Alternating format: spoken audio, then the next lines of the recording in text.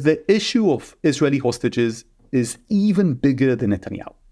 This is not the chief of staff. The commander of the Israeli army is not the prime minister. It's the government, the entire form of the government. And in Israel, you have the army, you have the Shin Bet, you have the Mossad, you have the government, you have the war cabinet, you have the person, the general responsible for the hostages. And I don't think, Dan, that if these very serious people, most of which are not political, will come to the prime minister or to the cabinet and say, this is the best deal that we can have. This is what's on the table. And we can release dozens of Israelis that are being tortured right now in those cells of Hamas in Gaza. I don't believe that even Netanyahu, with all his power, I don't think he'll be able to stop it.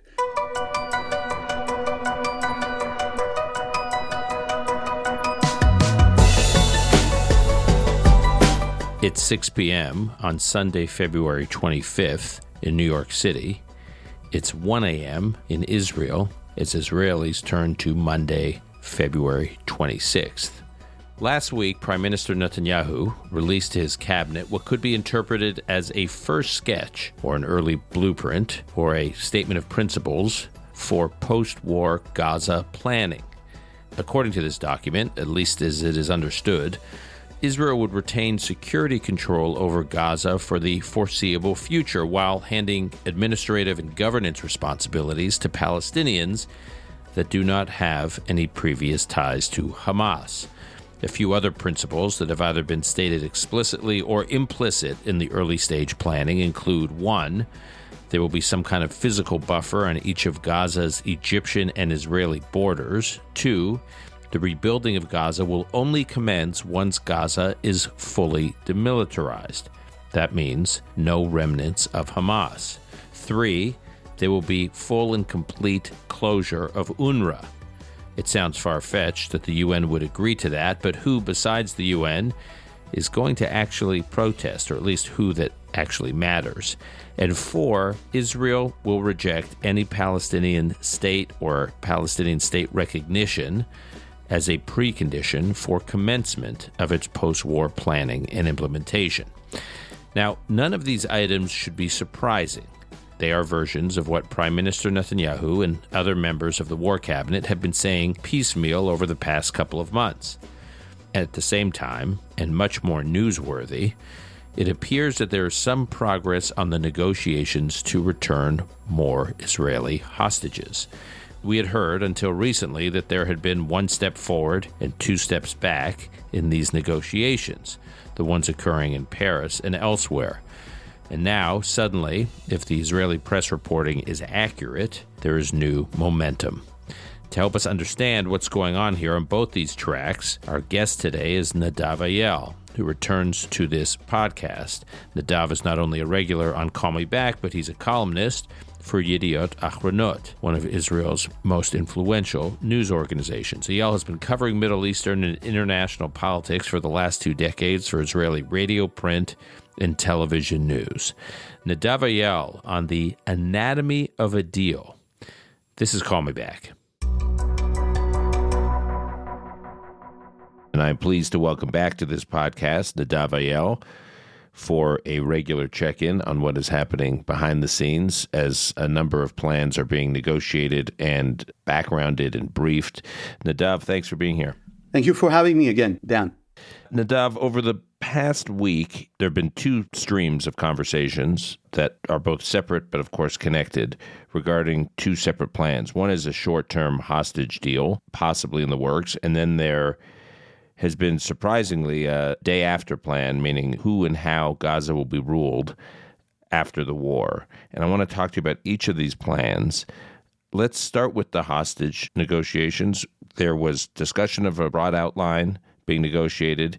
It was knocked down in terms of how viable it was by Prime Minister Netanyahu, I don't know, something about 10 days ago. And then suddenly it seems that it's gotten new life or new momentum, at least based on what I'm reading in the press and people I'm talking to, but you are closer to it. So tell us what we know. So what we're seeing right now is a revival of the negotiations between Hamas and Israel through those mediators, which are basically the US, Egypt, and Qatar. And the structure seems to be more clear now. Basically, we're talking about 40 days of limited ceasefire or pause, whatever you want to call it. During these 40 days, about 40 Israeli hostages, men, women, elderly men, people who are in dire medical condition will be released by the Hamas. And then you will have the IDF moving to other areas in the Gaza Strip, possibly leaving the centers of the Gazan cities, but still staying in the Gaza Strip. There is not going to be any decision or any declaration by Israel that the war is over. During this time, increased humanitarian aid will go into the Gaza Strip.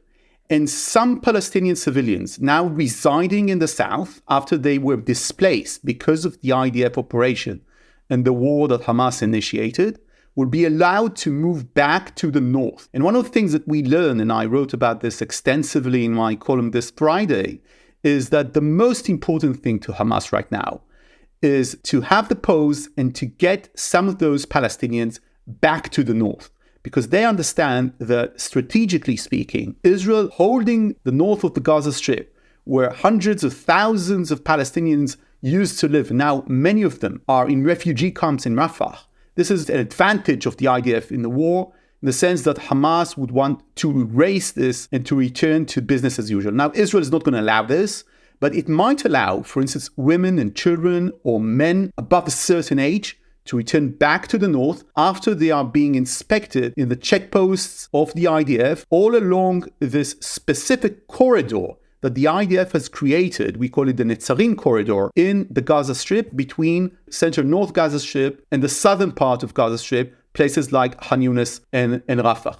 Now, negotiations are still there, and one of the big questions is, who are the prisoners of Hamas that are going to be released? These are going to be convicted murderers, people responsible for suicide bombings. We know this. So you mean, who are the Palestinian prisoners in Israeli prisons that would be released as part of this deal? Before we get to the who, I just have one question. Based on what I was reading and based on those I've been talking to inside Israel over the last couple of weeks, including when I was there recently, the two demands from Hamas that were on the table, or at least briefly on the table until they were outright rejected by Prime Minister Netanyahu and the war cabinet, included a complete end to military operations in Gaza. Not a pause, not a temporary ceasefire, but an end to military operation in Gaza. That was the first one. The second one was a Palestinian prisoner release in the ratio of something like 10-1, meaning 10 Palestinian prisoners for every Israeli released.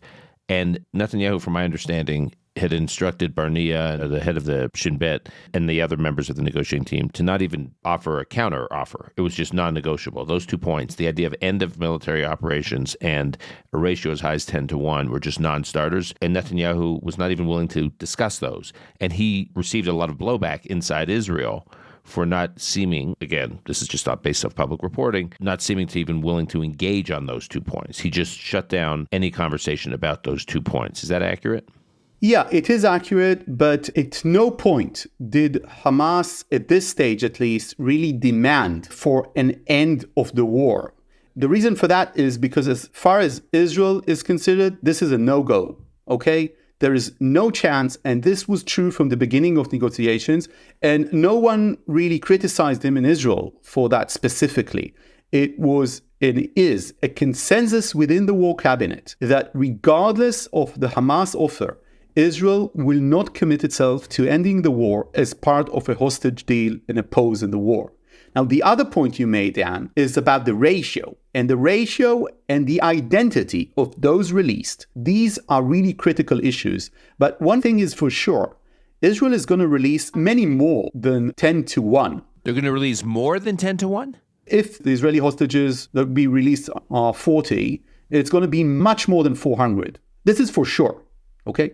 And the reason for that is because one of the things that Hamas and Israel basically agreed is that each Israeli hostage will be worth different number of Palestinian prisoners convicted of terror in Israeli prisons. So for instance, elderly men, which is a humanitarian-based release will be leading to a release of less Palestinian prisoners. So say 3 to 5. Less in quality. I don't want to go into the specific ratios, but yeah, for instance. That would be more in line with the ratio in the first negotiation. We're not going to see the same ratio as we saw the last time. We're going to see a different ratio, and the numbers that are mentioned in Israel are anything between 900 Palestinian prisoners to 1,400, which Hamas is demanding right now, out of which, and for sure, hundreds will be what we call with blood on their hands. So an elderly man who, under international standards, loosely defined, it's so obvious that he should be released. He would not warrant a return of more than, say, a handful of Palestinian prisoners. But you're saying, what would be a category of person who would be worth, I hate to use that term, but worth in the eyes of Hamas, more Palestinian? Female soldiers. And why are they worth more? Because soldiers, as Hamas describes this, are legitimate targets during warfare, right? So they're leaving the soldiers to the end. But Israel is saying, we want all our women back, and we want them right now in this phase of the deal. And that includes the female soldiers. We don't care about you, Hamas, saying these are soldiers, they were part of the IDF, they were caught in uniform, they were, in the line of duty fighting us. We're saying we're getting all Israeli women out right now. And because of that, Israel is willing to pay, quote unquote, more with the release of Palestinian prisoners convicted and tried and held in Israeli prisons. This entire thing is basically a facade, right? Because Israel wants as many hostages released as it can, and Hamas wants as many prisoners as it can, and with the highest quality. And with Hamas, quality is being determined by the number of Jews or Israelis that you have killed. So this is the entire game here of negotiations. Israel wants to get as many living Israelis out of Gaza, out of these cages, being tortured by Hamas. And Hamas wants to get as many Palestinian prisoners out, and with the highest number of deaths to that prisoner, that specific prisoner. Hamas also wants specific things. For instance, it wants Israel to release prisoners that were held again after they were released in the Gilad Shalit deal a few years back. So Israel sometimes arrested these people because they were, again, involved in terror. And for Hamas, it's very important for them to be released because it wants to signal to the Palestinians that people are being released because of Hamas, remain out of jail. So it's a very complex negotiation. Okay, I just want to stay on this, Nadav, because I just want you to explain it in a little more detail, because I think it's a very important point. Israel is trying to get out the most vulnerable citizens that are being held hostage. So obviously there's the elderly, and then there are the women, even if those women are soldiers. They want the women out for a variety of reasons, not the least of which my understanding is based on what they have heard from women who have been released so far, and based on the way sexual assault was used as a weapon of war on October 7th, and from what I understand, what Israeli authorities have learned since October 7th from the women who've been released in November, there's an urgent need to get these women soldiers out of captivity, given how they're most likely being treated. Israel knows, this is not speculation, that Israel knows that they have been or are sexually assaulted. Ongoing, meaning the women that are still there. As far as Israel knows, it has a variety of intelligence reports, and of course the reports of these hostages, Israeli hostages that were released and are saying this, live on Israeli TV, that they have seen specific cases and they have been told, they have seen in front of their eyes these things happening.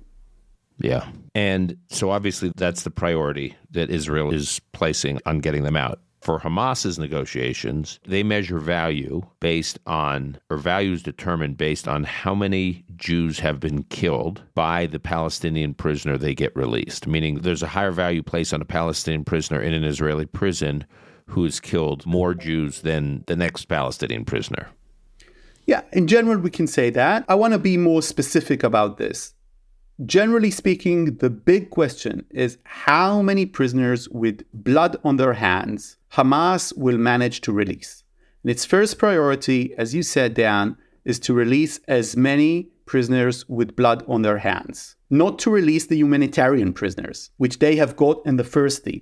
to release those that we consider as heavy-duty terrorists that are in Israeli jails, commanders of Hamas and Islamic Jihad, and sometimes even Fatah, because they want to prove to the Fatah supporters that only Hamas can release. And I should underline that for the Palestinian society, the issue of prisoners is paramount in their national identity. And releasing the prisoners is one of the key arguments for combat against Israel, for attacking Israeli outposts, and for October 7th. So for them, this release of, people with blood on their hands, and hundreds of those, this is a major win. Now, I should also remind us that during the Gilad Shalit deal, in which Israel managed to release one captive Israeli soldier, it was like 1 million years ago. It's a big deal in 2011. Yeah. After years that he was the hand of Hamas, Israel paid, quote unquote, with the release of more than 1,000 Palestinian prisoners, including hundreds with blood on their hands, including one that's called Yahya Sinwar, the current leader of Hamas, who was released by Benjamin Netanyahu's government back then to release Gilad Shalit. Now, you said blood on their hands of Jews. Well, Yahya Sinwar was arrested and tried and set in an Israeli prison, not for murdering Jews, but for murdering, of course, Palestinians that were collaborators, or he suspected them to be collaborators with Israeli officials. Last question on this topic before we move to the day after plans. I see public reporting in Israel and in the West and in the U.S. that Netanyahu may have political incentives to delay a possible hostage deal, which applies a level of cynicism that I think even Netanyahu's fiercest critics over the years would not apply in terms of his motivation and what he's trying to accomplish. When I was in Israel, I met with a number of government officials, including members of the war cabinet, including people who don't like Netanyahu, who are political rivals of his. I didn't get the impression from any of them. I mean, he may have a different strategy on how to get hostages out and do that in the context of fighting the war. But the idea that he was trying to delay a process to the release of hostages outright just seemed so disconnected from reality to me and preposterous. What's your reaction? Let me quote someone who's heavily involved with what's happening right now. He's a senior Israeli official that I spoke with in the last 2 weeks, and I asked him exactly the question that you're asking me. What do you think about Netanyahu's intentions? Does he want to prolong the war? Is he serious about a hostage deal? Is it not popular in his crowd, in his base, and he's trying to delay it? And the answer he gave me, and this person should know, he said, the problem with Netanyahu is that I don't know. And I'm working on this, on a daily basis. I really don't know what's leading him exactly. One day it seems that he's very forceful in the intention to release them, as quick as he can. The other day, Benny Gantz needs to walk into his room, the Kiryat in the center of the defense ministry in Tel Aviv, and shout at him, let's have an answer to the Egyptians already, because hostages are there. What are we waiting for? And this is a scene that I just described to you, Dan, that actually happened. Benny Gantz had to walk into Benjamin Netanyahu's office, was reported, and shout at the prime minister, what are you going to do? Why are we delaying this? Now, is this kind of delay tactic negotiations? I think Netanyahu will say it is. And Netanyahu supporters will say this is how the man conducts, difficult negotiations. You probably remember the Rye River plantation negotiations during 1998. President Clinton. And it was on the Hebron Agreement. And it was about packing the luggage. He packed the luggage and he told the president of the United States, we're leaving. And he thinks he's a mega negotiator. I think you have people in American politics that believe that they are mega negotiators and that they can apply this everywhere. And this is what Netanyahu thinks. What I wrote about this, and this is sort of the best angle I can give you, is that the issue of Israeli hostages is even bigger than Netanyahu. This is not the chief of staff. The commander of the Israeli army is not the prime minister. It's the government, the entire form of the government. And in Israel, you have the army, you have the Shin Bet, you have the Mossad, you have the government, you have the war cabinet, you have the person, the general responsible for the hostages. And I don't think, Dan, that if these very serious people, most of which are not political, some of which they are, will come to the prime minister or to the cabinet and say, this is the best deal that we can have. This is what's on the table. and we can release dozens of Israelis that are being tortured right now in those cells of Hamas in Gaza, I don't believe that even Netanyahu, with all his power, will be able to prevent it. And I should also say that considering his political situation right now, and the polls saying that he's very unpopular and that his government is very unpopular, I don't think he'll be able to stop it. So to an extent, I think it's a fake discussion that's happening in some corridors of the Israeli discourse. Because first of all, Hamas is not agreeing to the consensus terms of the war cabinet, including Benny Gantz and Eisenkot and the opposition, basically saying, we're not going to stop the war. So we need to pass this in order to get to specifics. And when we get to these specifics, you have the best and the brightest of the Israeli defense apparatus. That's the Mossad, the Shin Bet, the IDF. And these people are not going to allow the political system to shove away, the idea of the hostages. They're going to say, look, you're going to take this decision. It's a decision by the cabinet. But if you think you're going to shut us up, if you think you're going to somehow derail this without the public knowing that there is an offer on the table, that's not going to happen. And because of this, what I wrote is that this issue is even bigger than the Prime Minister of Israel. It goes to the nation's soul.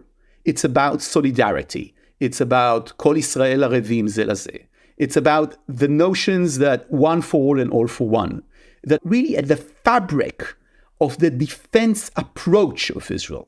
And also the guilt, because these people, most of them are civilians. Those who are going to be released beyond the female soldiers, these are civilians. These are dads and grandfathers and women that just happened to be that day on the southern border of Israel.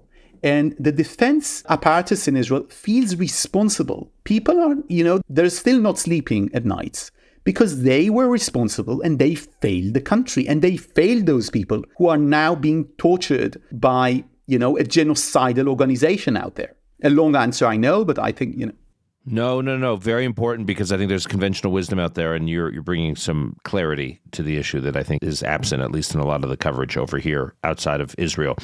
I want to talk about the day after plan. The government, the war cabinet, released an initial blueprint for a potential path for how Gaza could be governed and possibly rebuilt after the war. What can you tell us about this plan? So this is not actually a plan by the war cabinet as it is. It's the Netanyahu plan or the Netanyahu vision for Gaza. And what I found interesting about that is that he wasn't ruling out specifically that the Palestinian Authority will be there. He said in that plan that Israel will aim to have a force there that wasn't involved in terror, which specifically applies to the Palestinian Authority. But he didn't say the Palestinian Authority. So he left a window there. All the rest are basically a summary of what Netanyahu has been saying about what's going to happen in Gaza. Gaza is not going to be a threat to Israel anymore. Israel is going to have the overreaching security responsibility for the Gaza Strip. And the IDF will be able to operate and so forth and so forth. But it's not really a day after plan. I'll just give you an example of what's a day after plan. One of the things that's being considered within the Israeli-American discussions right now is what they call humanitarian islands.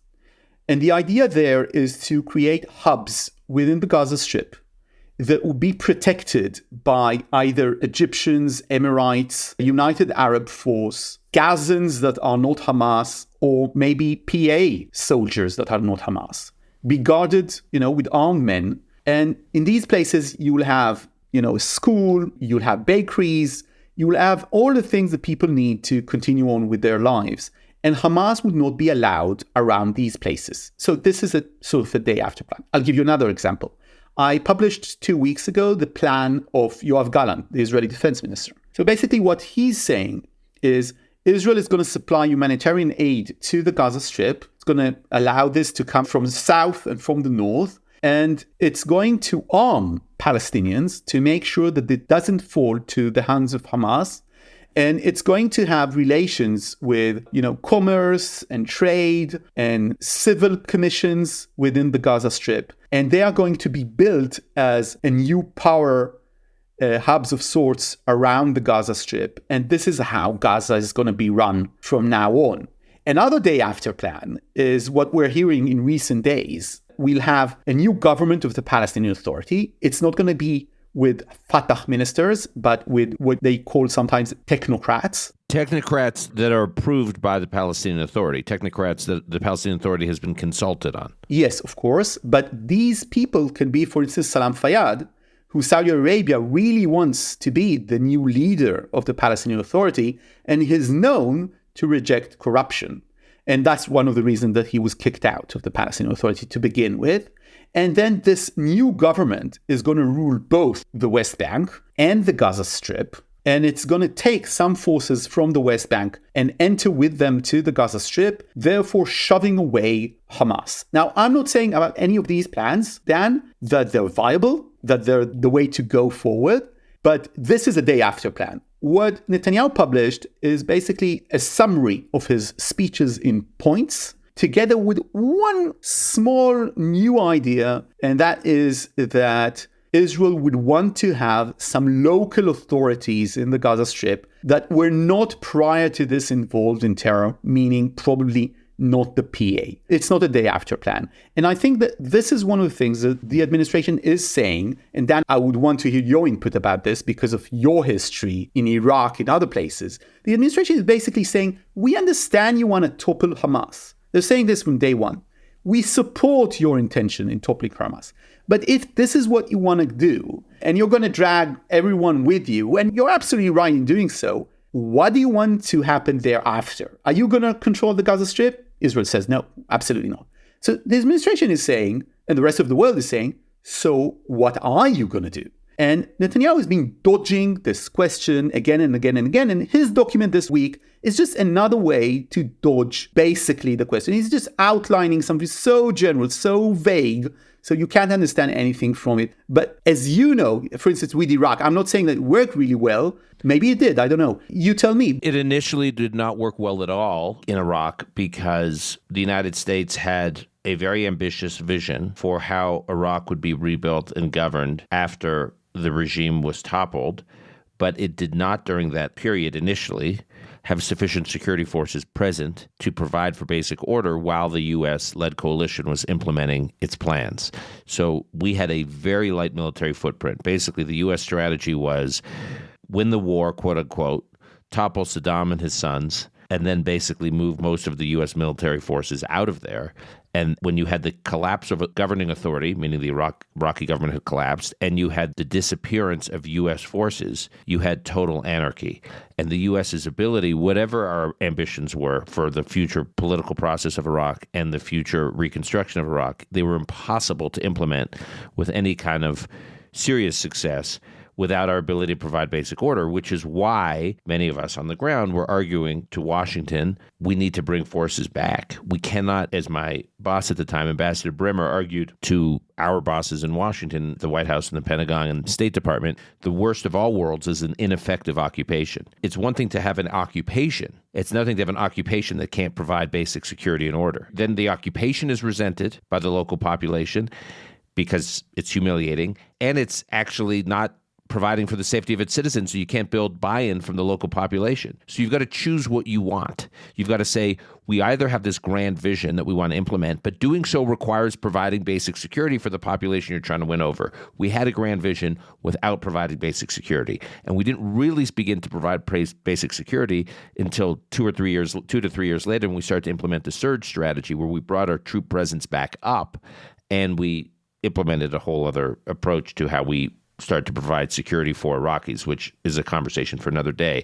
And I think this is interesting as it relates to what we're talking about now, because there's something to be said for the war cabinet saying we need total victory in Gaza. We need total victory against Hamas in order to implement a post-Gaza or a post-war plan. In other words, you either have to have a wipeout and then you implement the plan, but to have not a total wipeout of Hamas and hope to implement a plan, my sense is Netanyahu, or at least some around him, believe that that is futile. It doesn't negate, and not only does it negate, you need to have some sort of solution in central and northern Gaza, because these places have been taken effectively by the IDF almost 3 months ago.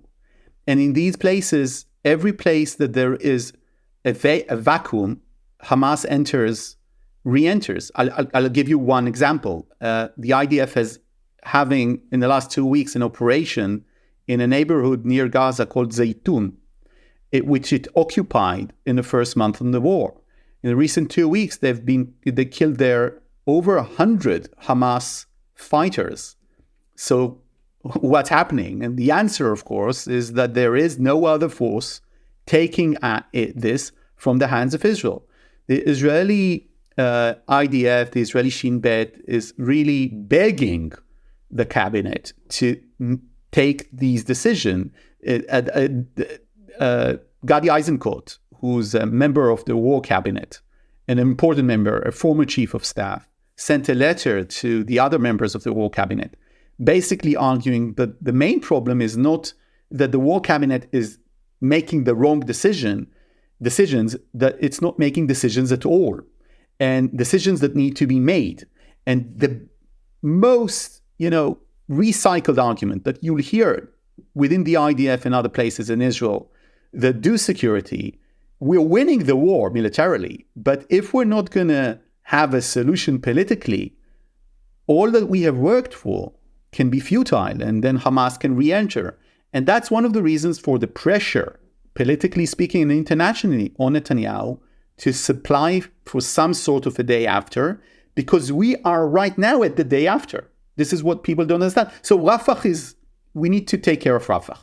But basically, all the rest of the Gaza Strip has been effectively occupied by the IDF, and the IDF doesn't want to remain there. It's not an occupier, unlike the US in Iraq. It has absolutely no claim to take care of the population, to be there for years on end. That's not the aim. Maybe this should be the aim, by the way. Many people in Israel would say, if you don't stay there for a while, Hamas will regain its power anyway. And that's an argument to be made. Last question for you, Nadav. There was some chatter coming out of the Munich Security Conference that Israel was on the cusp of international reputational collapse and complete isolation.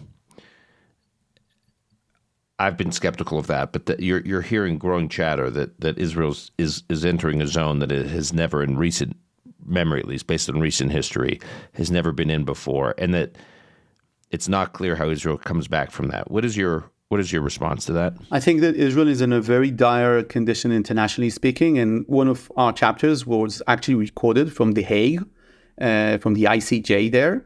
And I think many people don't know that the ICJ has been convening in the last 2 weeks, I think, to discuss the legality of the Israeli control of the West Bank and what's happening in the West Bank, and occupation there. And one of the things that we're seeing around the world is much more animosity, hatred towards Israel, sometimes bordering on anti-Semitism and sometimes truly anti-Semitic. And I think it's very dangerous. The founding fathers of Israel understood that legitimacy, international legitimacy, is an asset for the Jewish democracy, and that it needs to be achieved. Now, I don't, from understanding that we are in a very bad shape internationally speaking because of this war, it doesn't mean that the war isn't just or that we shouldn't defeat Hamas. I think, as an Israeli, but also as a person living in the Middle East, speaking with my friends, both in Ramallah and in other countries that have relations with Israel, that if Hamas is not defeated, we're in for just an endless war, a futile war in the region between Israel and all the proxies of Iran, and between these proxies of Iran to all the moderate Arab states. So defeating Hamas militarily is very much needed.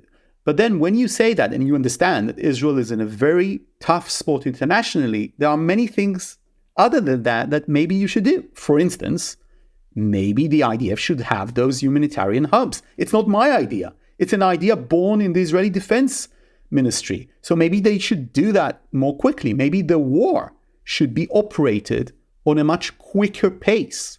Look, Dan, you've been witnessing Israeli wars for many years now. You know that one of the substantial elements in Israeli wars, this call was made by David Ben-Gurion himself, that Israeli wars need to be short.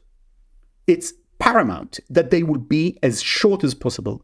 We're a small nation. We don't manufacture many of our goods. It's not the United States. We're not on a continent. And you don't manufacture many of your munitions. Exactly. And because of that, we don't want to open the door to international embargoes and to pressure. We want to move the war to the enemy's territory and win decisively as soon as possible.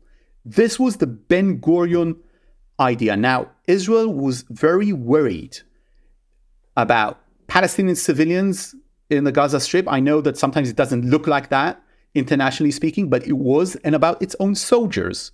So it moved slowly. So there can be many conclusions from understanding that we're in a dire and a very difficult international situation. But none of those should be that we shouldn't have fought the war or that we shouldn't, militarily speaking, defeat Hamas. I think this is essential, not only for Israel's security, but for the security and peace in the region. And its reputation and having credibility. And deterrence, internationally. Of course. Without deterrence, in the region, in Hebrew sometimes we say, אפשר לסגור את העסק. We can close down the business, okay? Without deterrence in the Middle East, it's a huge problem. It's a difficult neighborhood, and we need to have this. But it's not only about showing our force. It's about effectiveness. We need to defeat Hamas militarily. It's not about moving populations. It's not about all of these issues and all the Israeli crazy far-right demands. It's about defeating them militarily, and I think this is really essential, even for me personally as an Israeli, just to be sure that I can live in safety in Israel, but also that we can have peace treaties with countries around us, and for them to have peace treaties with us without knowing that there is a fundamentalist sect on the outskirts of this, faithful to Iran, that will try to jeopardize and derail this. Yeah. Nadav, thank you for this. It brought some clarity to a number of important issues, and I'm grateful, as always, for your time, and look forward to being in touch in a week or so. Thanks very much, Dan. Thank you.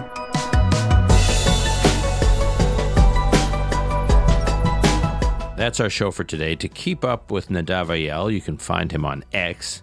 That's at Nadav_Eyal, or at Yediot Achronot, or at Ynet, YNET. Call Me Back is produced and edited by Alon Benatar. Our media manager is Rebecca Strom. Additional editing by Martin Huergo.